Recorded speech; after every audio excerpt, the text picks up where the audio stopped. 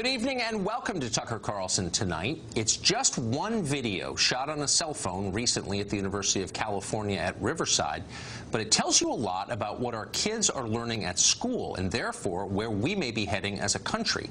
In the video, a student called Edith Messias sees a man wearing a Make America Great Again hat and becomes so enraged that she steals it off his head. He demands it back, she refuses, and this exchange ensues. Watch. You know what this represents? This represents genocide. I understand. Genocide of a bunch of people. You do not get to take other people's property that is legally theirs in this country. Man, your laws. You're recording me like I'm the criminal here. Because you stole my property. That is literally a crime.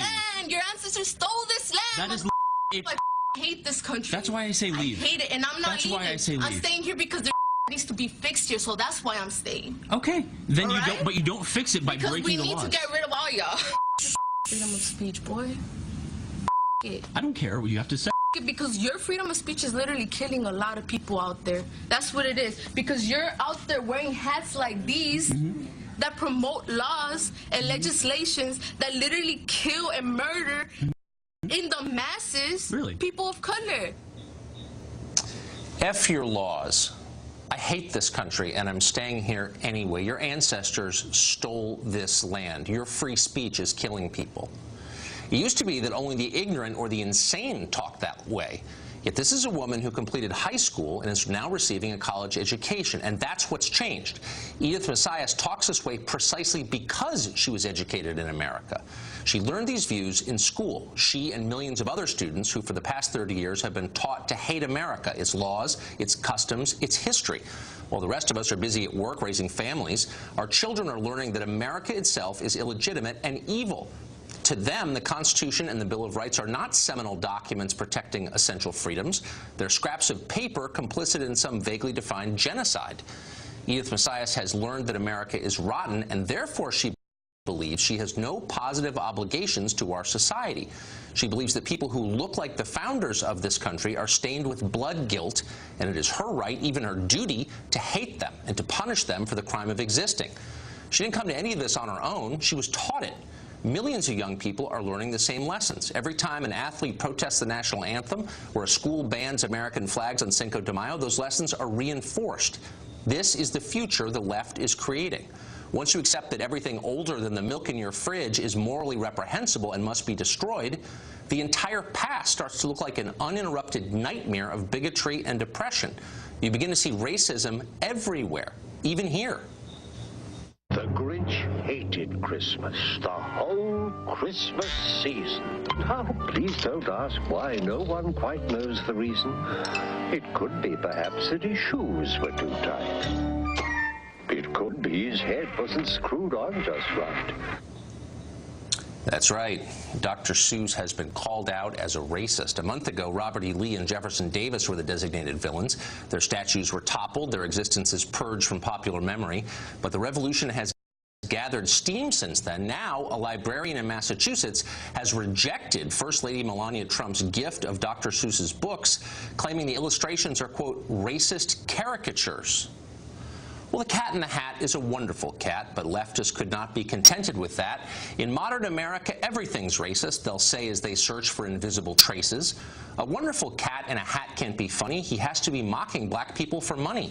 And even if Dr. Seuss had no intention to do any wrong, they'll destroy his invention. You'd think that there's no way that this could be true, but for today's leftists, the limits are few. With each day's new outrage, they simmer and stew and suck in their faces until they turn blue. LaDawn Jones is a former Democratic state representative from the state of Georgia, and she joins us now. LaDawn, thanks a lot for coming on. Thanks for having me back, Tucker. So I'll admit, as a middle-aged man who majored in history, not postmodern feminist poetry, this was confusing to me, and I mocked it at first. Dr. Seuss racist? He was a liberal. But then I read, as they say in graduate school, the text.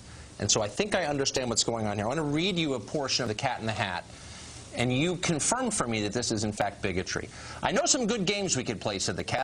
I know some new tricks, said the Cat in the Hat. A lot of good tricks. I'll show them to you. Your mother will not mind at all if I do. The cat is being portrayed as shady and manipulative here. And that clearly is bigotry. I think you'd agree. I don't know if I can agree with that. So, you know, we're going to whether or not Dr. Seuss had a history of racism in his past, and it is true. Now, will we call every Cat in the Hat, every Dr. Seuss book a picture of bigotry and racism? I think that may go a little bit too far. Oh, I don't. Then maybe. You're missing hold the on. point. Wait, no, but you're not. You're reading. Okay, so I guess I have an advantage here because I have, as we say in the academy, the text right in front of me. I want to confront you with the text once more. Then Sally and I did not know what to say. Our mother was out of the house for the day. Now, if that's not a damaging stereotype of single parenthood, I don't know what is. And the idea that this kind of garbage winds up in the hands of preschoolers, I guess shouldn't surprise me given the racist nature of our country. Are you surprised? You know, that's cute, Tucker, but the reality is, you know, that the librarian that called Dr. Seuss's works partly bigotry and racism spent the majority of her letter to the First Lady of the United States on something far more substantive. But of course, conservatives who want to accuse people who bring up racial issues as race baiting will only focus on that part of her letter. No, but actually, what is a serious situation? But hold on. I don't think all bringing up racial issues is race baiting at all. I'm doing it now, and I'm not race baiting, and I think there are lots of legitimate conversations to have. I'm responding to something very specific she said, which was that Dr. Seuss is a racist. She said that. Now, this was troubling to me as someone who was weaned on Dr. Seuss, who raised 4 children on Dr. Seuss. And then I realized, and I think we have the pictures here, that it's not just my family, but famous political figures have endorsed Dr. Seuss, including the Obamas. And I think we may have actual documentary evidence of the Obamas reading Dr. Seuss. Oh, here it is. Watch. Pretty much all the stuff you need to know is in Dr. Seuss. Now, we're in a revolutionary moment where we're reassessing what we thought we knew. And I'm sure that you're an Obama supporter. In light of what he just said, so. Can you continue to support him? Oh, absolutely, because here's the reality for many African Americans and people of color in the United States. There are parts of American history, there are famous people in American history who we have to take them for their great parts and dismiss them for the parts of them that were brought up in some of the racist and biggest ways that America had in its history. And so Dr. Seuss, I actually had to, once I heard the story, pull out our Dr. Seuss books that are on my children's bookshelf and take a closer look at them so I can see exactly what it was that was the complaint. And as is normal for many of us. What was it? I mean, actually, I've been obviously speaking tongue-in-cheek because this is, like, literally demented. But since you said that you checked Dr. Seuss for racism, what did you find? Where were the racist parts? So you look at many of the drawings, and you have to put it in the context of the times that many of these books were written. And you can see that there are some very stereotypical drawings of Asian Americans. Dr. Seuss was known for some very stereotypical black-face drawings prior to the books that most of us are familiar with and know and have on our bookshelves. What like books are you talking about? I mean, I grew up not far from Dr. Seuss in California. Theodore Geisel, he was kind of a local hero, big liberal, as I'm sure you know, and he wrote a bunch of books against racism, including The Sneetches, great book. I'm not aware of what you're talking about. I don't think he did many books where he illustrated people. What books specifically on your bookshelf were racist? Absolutely. No, not specific books. He was actually a cartoonist for political ads. And so if you, a simple Google search, and the first few images that will pop up of Dr. Seuss, you will see where he drew very stereotypical black-faced pictures of individuals, and of people portraying stereotypical views of Asian Americans and African Americans. It's common. So maybe Dr. you're leaving Seuss out a little admitted to it. Do you think you're leaving out some context? The Asian Americans you're talking about were the Imperial Japanese government during the Second World War, the ones who took over Asia and raped and tortured hundreds of thousands of people to death. So you think it's racist that he portrayed that government in an unflattering light? Is that what you're saying?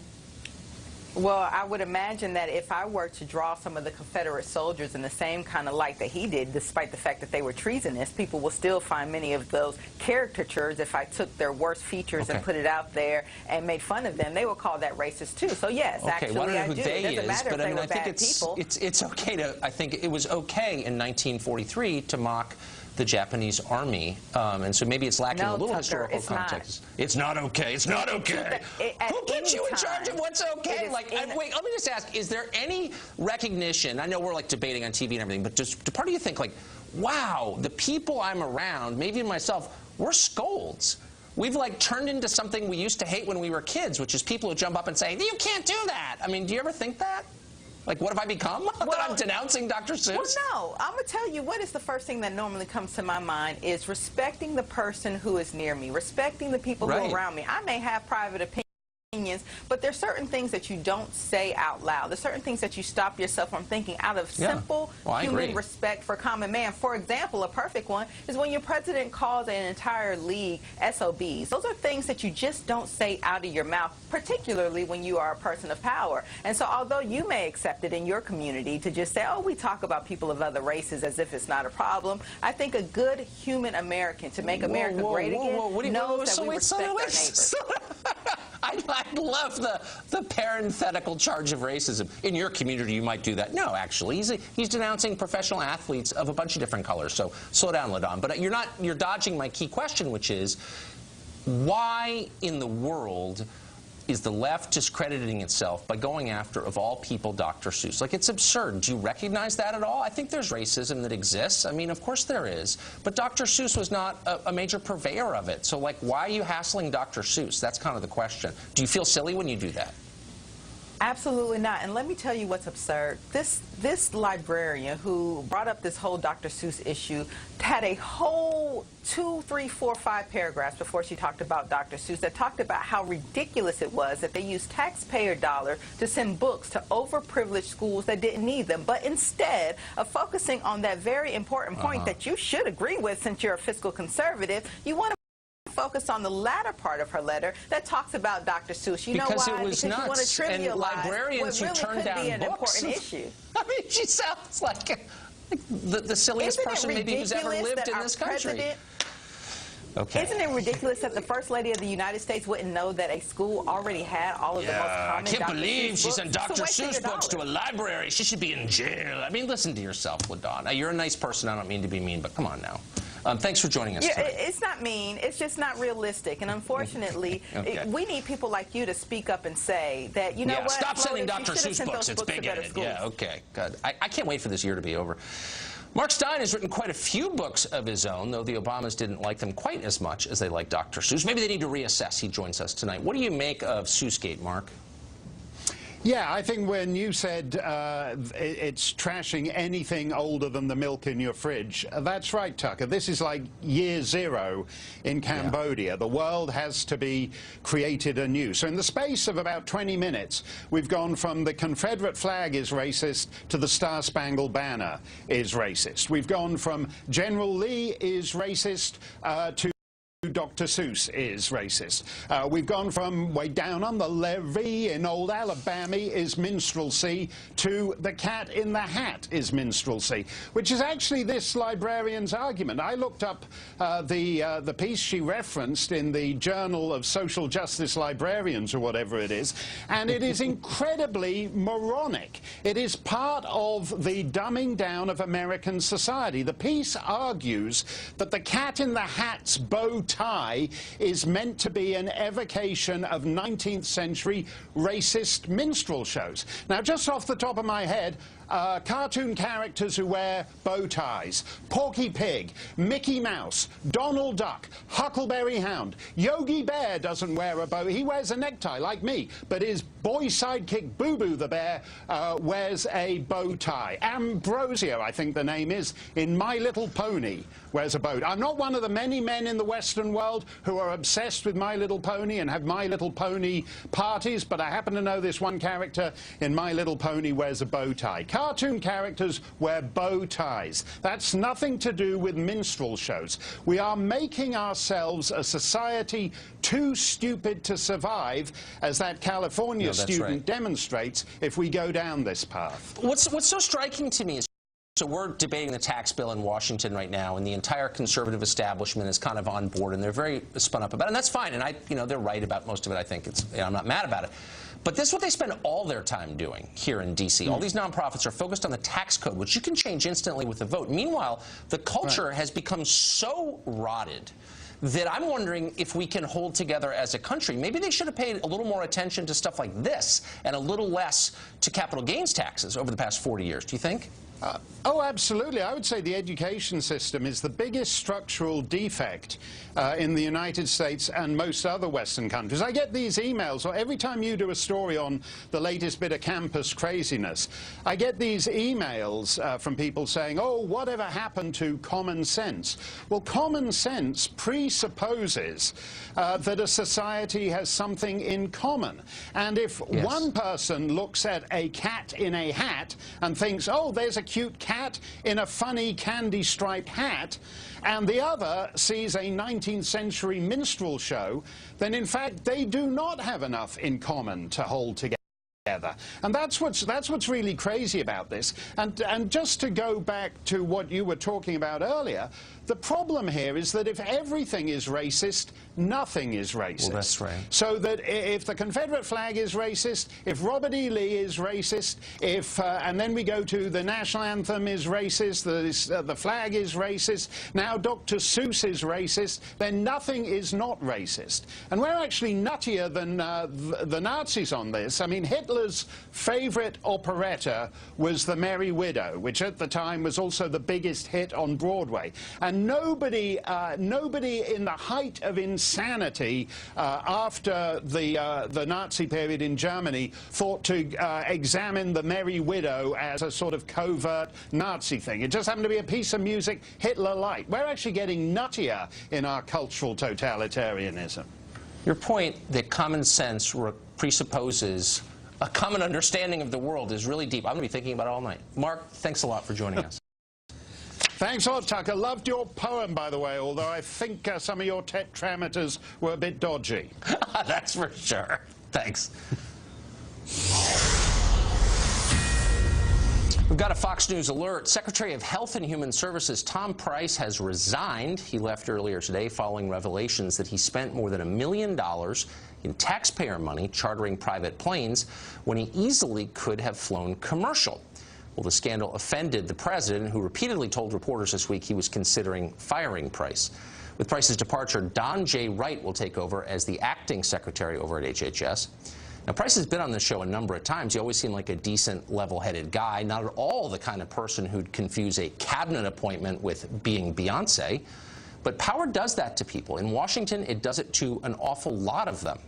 Let's hope the Price affair sets a new standard here. If you're using your job, your federal job, to live more luxuriously than the people you represent, you ought to leave. Well, it's an article of faith in D.C. that Russia sabotaged last year's election. So why does every specific piece of evidence wind up being debunked?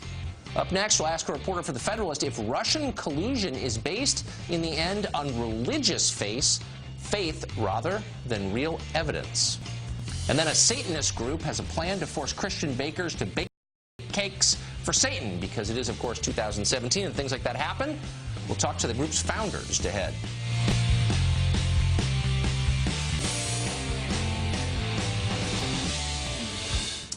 Well, no story in the past year has consumed nearly as many words and as much airtime as the alleged collusion between the Donald Trump presidential campaign and the government of Russia. Hillary Clinton even suggested the collusion may compel a rerun of the 2016 election, which, of course, all of us are looking forward to. But is the core story that undergirds all of this actually real? Last week, several major outlets reported that Russia had attempted to hack election systems in 21 U.S. states. That story whipped people into a frenzy, and it turned out to be false. Journalist Glenn Greenwald, who is not a conservative, recently wrote that, quote, the Russia story of 2017, not unlike the Iraq discourse of 2002, is now driven by religious-like faith rather than rational faculties. John Daniel Davidson does not have much in common with Glenn Greenwald, but he may agree on this. He writes for The Federalist, and he joins us tonight. John, thanks for coming on. Thanks for having me. So these words carry, and we've had Glenn on this show a number of times, but they carry particular weight because he's not pro-Trump in the slightest. He's a figure of the left, and I don't think he has any political agenda either way, but he's a logical person, a rational person, and he looks at the evidence and finds it wanting. Yeah, I find it kind of awkward to be in a position where I'm agreeing with Glenn Greenwald on anything, but he's right about this. Ever since this Russia collusion story first came up, the media has bent over backwards, going after every anonymous leak, every salacious story they could get their hands on to try to prove that the real reason Trump won the election was because he was colluding with Vladimir Putin. Democrats and their courtesans in the media cannot accept the fact that Donald Trump won a free and fair election, and there's got to be some other explanation for it, and they've latched onto this Russia story, and every time they trot out a new theory or a new leak or a new explosive document or piece of intelligence, it crumbles right away, and we've seen this throughout the past year, time after time, and this is just the latest version. But so, I mean, it's a significant statement to say maybe the whole thing is false. I think I'm approaching that conclusion because I don't see evidence otherwise. But if it really is a lie at its core, I mean, man, we've spent an awful lot of time on this as a country. Well, I think we need to distinguish between the claim that the Trump campaign and Trump colluded with Russia to hack the election and falsify ballots. That's the outrageous claim that a lot of Democrats would like to be true, and a lot of the mainstream media would like to be true. But to say that Russia did have propaganda that was designed not to elect one candidate over another, but to sow discord, to discredit the democratic process, to turn Americans against one another, I think there is something to that claim. And a lot of us in the conservative media were writing about this last summer, and we didn't have access to any special intelligence reports or any secret dossiers. All you had to do was pay close attention to the trolls on Twitter and Facebook, and you could tell something odd was going on with tweets and with social media memes going viral, that they were coming from, you know, what were probably Russian troll farms. Do you think but that shouldn't surprise anybody. I mean, do you think that, I mean, I'm just thinking, having spent, you know, my whole life in this city, I think of all the foreign governments, Turkey is a huge one, the Saudis, there are many others, that actively pump their propaganda into our system and try to affect our political process. Do you think we're now going to have a new standard where all of that is unacceptable? I hope so. Well, maybe we should, and that's a conversation that we could have, right? But that's not the conversation the Democrats want to have. No.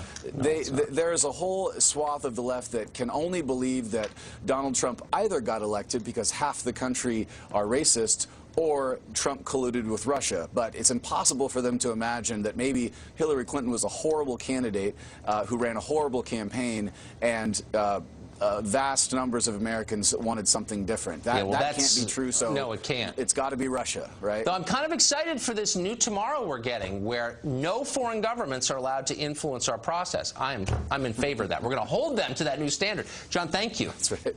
Thank you. Well, a group of Satanists, it's urging its followers to target Christian bakers and force them to bake cakes for Satan. Doesn't sound like it could be real, but again, it's 2017, so you know it is. We'll talk to the Satanic Temple's co-founder about this plot next.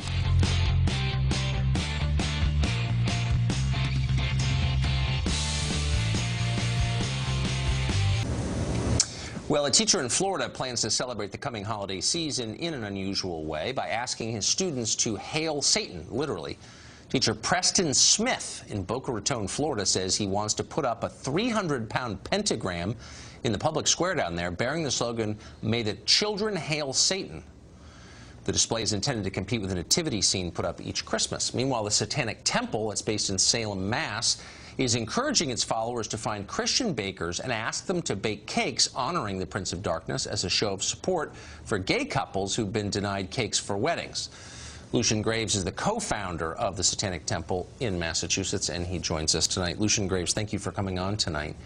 Thank you. I'm of mixed views on this. I mean, part of me wants to take it seriously because there are real legal questions here, but then part of me wants to tell the truth, which is you're just a troll. and working out your unhappy childhood. You're going on the to have rest to of us. define for me what you think a credible religion is at this point, and then maybe you should thank organizations like Liberty Counsel or the Alliance Defending Freedom when they put forward legal cases claiming that they're taking a religious point of view, and the Supreme Court just taking those at face value. The fact of the matter is we do have affirmative values. These are an expression of our deeply held beliefs. And I think that's all anybody really needs. Yeah, is I mean, we've had this Hobby conversation Lobby really, truly before, a religious... right, yeah, blah, blah, blah. But, I mean, Right. in the end, this is about getting publicity and hassling people. If you really have sincere beliefs and you're Publicity worshiping... to what end? It's publicity towards issues we truly I honestly think, not to play shrink, but it has to do with what was clearly an unhappy childhood that you had. But I guess my question is, if you have these sincere beliefs, if this is a real religion, then why not practice it? Why waste all this time bothering other people who are minding their own business? Are you saying why don't we practice it in private and in our own churches and in our own homes? Because then I would say I'm completely on board with you, and that's exactly pretty much the message we're putting out. You don't see us going into public forums where there isn't already religious representation. What we're doing is we're upholding pluralism. And even in the case with the cakes... No, you're not upholding pluralism. You're going and you're seeking out people to bother, and you're we're not hassling seeking out small people to yes, bother. We're not the ones maybe I'm opening misreading up. this. No, maybe I'm misreading we're this not story. the ones opening up the forum. Do you ever have an evangelical on and ask them why they need to force their Bibles into schools, why they need to put up a cross on public property when they have churches all over the place? I mean, when you open up that public forum, you have to be prepared for what they're not doing is viewpoints. what they're not doing is showing up at your house and saying, you know, say the Lord's Prayer with me, Lucian Graves, and if you don't, then I'm going to sue you, or I'm going to get the government to launch a suit against you. You say you and your followers, to the extent you have any, are seeking out small businesses that don't want to accommodate you in order to force them to violate their own beliefs. That's my understanding. It highlights a disparity. The fact is that religion is a protected class, sexual orientation is not. If you want to be able to deny people service, fine, let's be consistent. The gay hairdresser shouldn't have to dress the hair of the evangelical theocrat who wouldn't serve him a cake. Then we're on an equal level. Then well, that's actually, okay.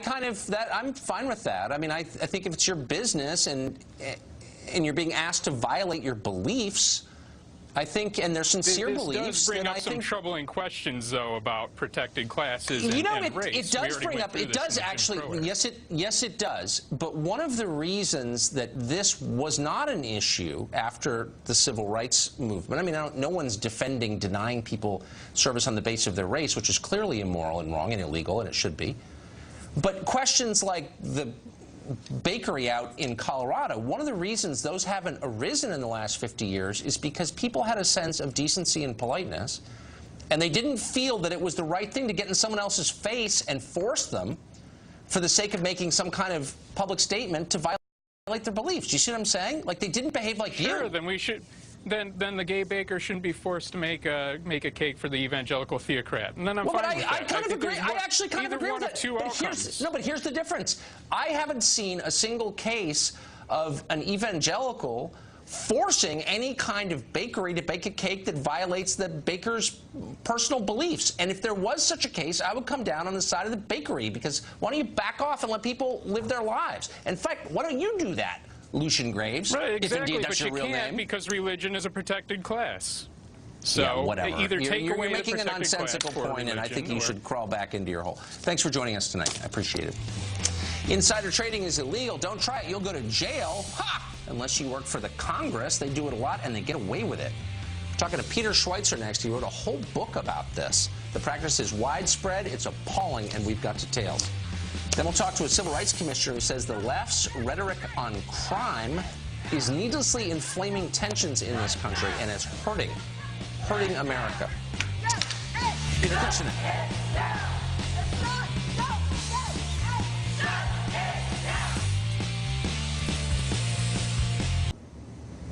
HHS Secretary Tom Price's use of government planes, over $1 million worth, got plenty of well-deserved attention. But it may not be the most glaring example of government corruption this week. According to a remarkable new report from Politico, congressional aides routinely engage in insider trading, buying and selling stock in companies their committees have the ability to regulate and investigate, and timing those investments around the legislation, which is unbelievable. It's obviously an illegal conflict of interest in the executive branch. If you or I tried it, we'd be in jail, but for some reason they get away with it. Why is that? Peter Schweitzer knows a lot about this subject. He's written about it for years. He's the president of the Government Accountability Institute. He wrote the book Clinton Cash. And he's written on this exact thing before. And that's, Peter, you were the first person I thought of when I read this piece. And I thought, you know, Peter Schweitzer kind of showed this to the world 3 or 4 or 5 years ago. And I thought it got shut down after your book. But no, why? Yeah, you know, a lot of us thought it was going to get shot down. When my book came out in 2011, they passed something called the Stock Act, which was supposed to regulate this activity, but it hasn't. They've gutted the bill. And so essentially you have a system, Tucker, where the only place in America, there's this island in Washington, D.C., that allows people to trade stocks where they have a vested outcome or influence on the outcome. If you're a judge, you can't trade stock on cases you're dealing with. If you're a reporter, a journalist covering Wall Street, you can't trade stock in those areas. The only place you can do this in Congress, and it's a massive problem. And it's not only, by the way, a problem, Tucker, of them trading their own stock. They can share this information or even sell this information to outside investors, and they can make bank on it as well. I just don't understand why the Justice Department doesn't come down. I mean, that is so transparently corrupt. That subverts the whole idea of government. And again, if you tried that or I tried it, we would be perp-walked in handcuffs in front of the cameras. Yeah, if you go back and, you know, remember Tammany Hall, and the phrase that they used was legal graft. They did things that were graft, but they were technically legal. And in this particular case, it's very hard to prove a legal case of insider trading. The other problem is, look, who makes the rules? Congress makes the rules, and they have decided to exempt themselves largely from the insider trading rules. That applies to them.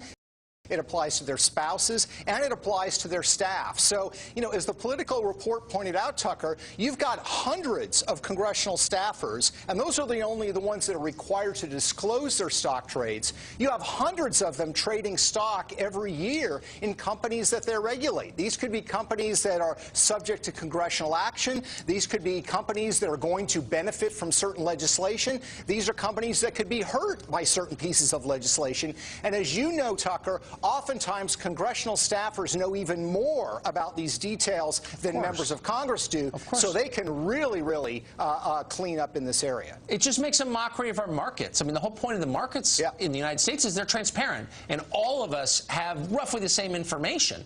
But if the people making the rules are profiting from those rules, how can this be changed? This is so offensive. How can people like this go to prison where they deserve to be?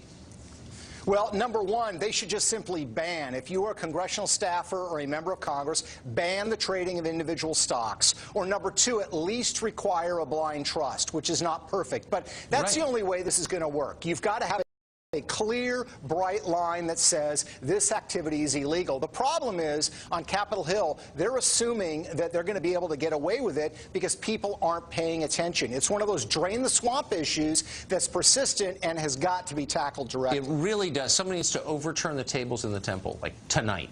Peter Schweitzer, thank you for that. You've done so much great stuff on this subject. Thanks. Last night, we had a guest called Monique Presley on to discuss the increased racialization, if that's a word, should be, of American politics. Civil Rights Commissioner Peter Carlson now watched. He was infuriated by the claims Presley made. He'll be here in a minute to explain why he was. Stay tuned.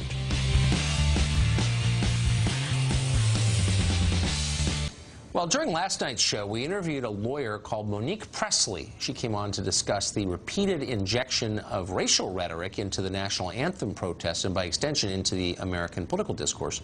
Here's part of what she said.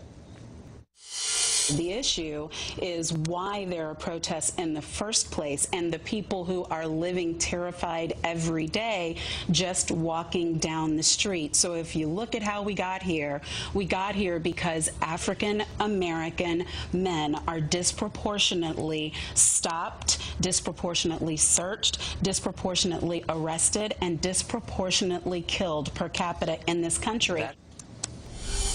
Peter Kirsanow is an attorney. He's a member of the U.S. Commission on Civil Rights. He's a regular guest on this show. He saw that segment last night. He objected to it, so we asked him to come on and explain why he did. Peter Kirsanow joins us tonight. Peter, thanks for coming on. Absolutely. So what was your contention with that segment last night? Almost everything that you just played was false, inaccurate, and based on a false premise. And it's a false premise that's been perpetuated for quite some time now. There's no doubt whatsoever that this country has a baleful history with respect to race. Blacks have been discriminated against in egregious ways. People have been killed, and it's something that's been relatively recent. And there's no doubt that blacks have been targeted by cops. In a nation of 320 million people, there are going to be racists, and some of those are going to be cops. But for the last 30 years, that premise that blacks are disproportionately targeted, arrested, shot by cops is completely false, and all you have to do is look at the Department of Justice statistics. And we've looked at these kinds of things in the Civil Rights Commission. There are copious studies on this. Just for example, and this is pretty bad, frankly, the Justice Department stats show that blacks are in fact killed 2.5 times more often than whites are by policemen. However, when you take a look at, remember that statistic, 2.5 times more frequently, but that's far less than what the data would predict given black crime rates. Take New York City, for example. Blacks are not 2.5 times more likely to commit crimes. Blacks in New York City are 35 times more likely to commit robberies than whites, 38 times more likely to commit murders, and 51 times more likely to engage in shootings, regardless of whether or not it results in a homicide. So when you think about 2.5 times versus 51 times, the type of police involvement that you would expect from those kinds of stats is far below than what would be predicted. And that has consequences in regard to what's known as the Ferguson effect. What we saw is, and Heather McDonald, the great scholar from Manhattan Institute, has done a number of studies on this, great work on this, testified before the Civil Rights Commission showing that because of these protests and the consequences of it, police withdraw from active and proactive policing, and sometimes the city administrations tell them to, as we saw with the mayor of Baltimore. The Obama administration had consent decrees which changed police practices, so police withdrew from active policing. That consequence is profound because despite the fact that we've had decades of a decline in the crime rate, right after Ferguson, we saw a significant spike in violent crimes, most especially in those cities which witnessed the types of high-profile shootings and protests that resulted in police drawing back. Except for, this is very interesting, Pew studies showed that 72% of police were less engaged in proactive policing as a result of this Ferguson effect, except for one cohort. Black cops. Black cops are 3.3 times more likely to shoot black suspects than white cops. But even so, when you look at the correlative crime data, that is black involvement in crime versus police shootings, the number of shootings are far below that which would be predicted based on crime involvement. And when you have the false narrative and you've got this perpetuation of all these protests and it causes the Ferguson effect, here's what the consequences are. Take a look at the data. Despite the dramatic decline in crime rates, in 2015, 900 more blacks were murdered than in the year before. In 2016, 900 more. So we had 7,881 blacks killed in 2016, the vast majority, more than 90%, by other blacks, not cops. That's nearly twice as many as the number of soldiers that were killed in the entire Iraq War, and it's at least partially a consequence of this false narrative feeding this outrage, which then feeds the protests, which then results in a Ferguson effect, and then the spike of the crime rates. Most of the people, I think, in goodwill may be ignorant of those facts and believe, subjectively, I've been pulled over by the cops, and if you talk within your own little universe, you believe that maybe you're being subjected or treated differently, except when you look at the objective facts. Most people in good faith probably believe, but are ignorant of the fact that, in fact, the narrative is false. But there is a cohort of individuals, some politicians, some political opportunists that are using this for a political imperative that's despicable because we have bodies on the ground. I don't think I've ever done a segment where I didn't say one word because I was so mesmerized by what you were saying. Can't remember someone with that kind of command of the numbers. Thank you. Peter Kirsanow, I'm really glad that you came on tonight. Thanks, Tucker. I hope you will come back anytime. Thank you. Well, there is actually a scandal tonight in Washington. It does not involve Russia. Maybe that's why no one wants to talk about it. Bob Menendez, the senator from New Jersey, he's in trouble. We'll tell you what for. Stay tuned. An update tonight on the trial of Democratic Senator Bob Menendez of New Jersey. Menendez has spent most of this month on trial. He faces 18 counts of fraud and bribery. Prosecutors say he accepted hundreds of thousands of dollars in gifts, vacations, campaign donations from a Florida doctor called Solomon Melhen. In return, the senator allegedly protected Melhen from federal investigators, allowing him to commit more than $100 million in Medicare fraud. Menendez, of course, deserves a presumption of innocence, and we give that to him. But the case has enough evidence to go on trial, and it hasn't received 1/100th the coverage given to Russia. Weird. Another thing, 7 years ago, I edited the first story accusing Menendez of wrongdoing. At the time, he said I was a racist. Keep that in mind the next time you hear someone use that line. That's it for us tonight. Here's Sean Hannity. Have a great weekend.